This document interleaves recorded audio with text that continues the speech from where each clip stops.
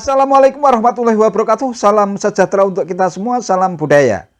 Selamat bertemu kembali dengan saya di kanal Terminal Budaya. Sahabat-sahabat tercinta sebangsa dan setanah air yang sangat saya hormati, sebelumnya saya mengucapkan selamat menjalankan ibadah puasa bagi sahabat-sahabat tercinta yang menjalankannya.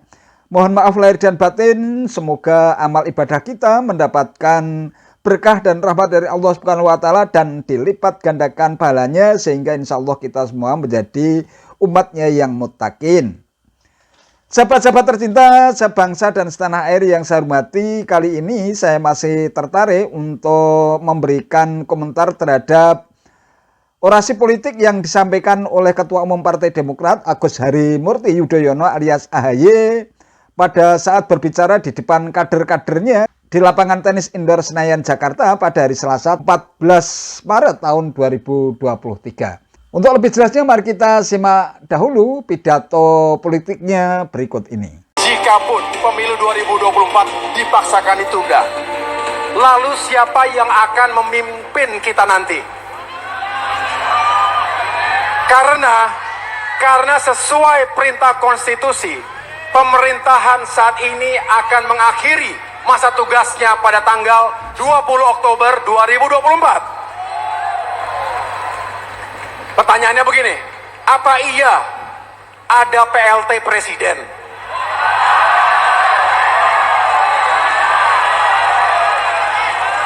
Apa iya akan ada ratusan PLT anggota DPR RI dan DPD RI? Apa iya akan ada ribuan PLT anggota DPRD Provinsi Kabupaten Kota? Kalau di negara kita ada PLT Presiden dan ribuan PLT Wakil Rakyat yang berkuasa dan bekerja selama 2 hingga 3 tahun, betapa kacau dan keosnya situasi nasional kita.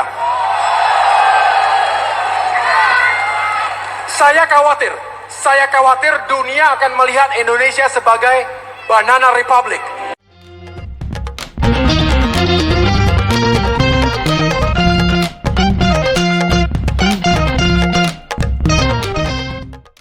Ya, ada 2 hal penting dan mendasar yang ingin saya garis bawahi dalam orasi politik AHY itu. Yang pertama soal isu pemilu ditunda dan perpanjangan masa jabatan presiden. Kok tega-teganya menggoreng isu murahan seperti itu? Sekelas Pangeran Cikias memblow up isu semacam itu di ruang publik yang disimak oleh jutaan rakyat, bukannya mendongkrak elektabilitas melainkan justru malah bisa mencoreng wajah sendiri. Pasalnya isu semacam itu sudah tidak relevan, apalagi pemilu hanya tinggal setahun lagi. Kemungkinan pemilu ditunda dan memperpanjang masa jabatan presiden itu kan hanya bisa dilakukan dengan cara mengamandemen Undang-Undang Dasar 1945. Dan waktunya sudah tidak mungkin bisa untuk menggelar sidang umum MPR dengan agenda mengubah pasal-pasal Undang-Undang Dasar 1945.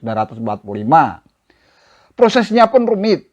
Mengacu pada ketentuan pasal 37 Undang-Undang Dasar 1945 dan Peraturan MPR RI nomor 1 tahun 2019 tentang tata tertib MPR, perubahan pasal-pasal Undang-Undang Dasar itu harus diajukan kepada pimpinan MPR oleh sekurang-kurangnya sepertiga dari jumlah anggota MPR atau sekitar 237 anggota. Itu mengenai isu soal perubahan konstitusi. Yang kedua soal stigma Banana Republik alias Republik Pisang yang Mas AHY teriakkan. Memang sudah sedemikian bobrokkah negeri ini sampai-sampai memberikan stempel yang bikin kita semua miris. Beberapa waktu yang lalu Mas AHY menyebut Indonesia sedang tidak dalam keadaan baik-baik saja, karena masih banyak rakyat yang miskin bahkan kelaparan. Namun ironisnya tidak sedikit keluarga politisi yang doyan pamer, makan bersama dengan hidangan serba mewah, suka main piknik luar negeri. Ironis bukan? Nah sekarang ganti istilah Republik Pisang yang terkesan mendegradasi negeri sendiri, seolah-olah negara kita sudah dalam keadaan chaos, politik tidak stabil, tidak mampu mandiri secara ekonomi dan serba bergantung pada negara lain. Sungguh, jujur saja saya sangat menyayangkan stigma semacam itu harus terlontar dari seorang AHY. Kalau tendensinya demi kursi bakal cawapres untuk meyakinkan bakal capres Anies Baswedan dan koalisi perubahan dengan cara menggoreng isu dan terus menjadikan Presiden Jokowi sebagai sasaran tembak.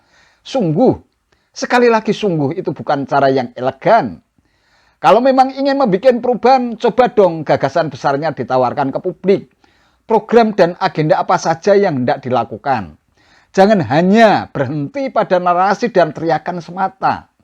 Selalu menyerang lawan politik yang tidak sekubu tetapi tidak disertai dengan tawaran perubahan yang real yang bakal dilakukan sama saja menampar angin lalu. Sudahilah cara-cara yang tidak cerdas dan elegan dengan menggoreng isu tunda pemilu atau perpanjangan masa jabatan presiden yang sama sekali sudah tidak relevan karena hal itu tidak mungkin bisa dilakukan menjelang pemilu 2024 yang hanya tinggal 1 tahun lagi. Terima kasih, hanya itu yang bisa saya sampaikan. Selamat dan sampai bertemu lagi pada konten saya berikutnya. Wallahul muwaffiq ila aqwamit thoriq. Wassalamualaikum warahmatullahi wabarakatuh.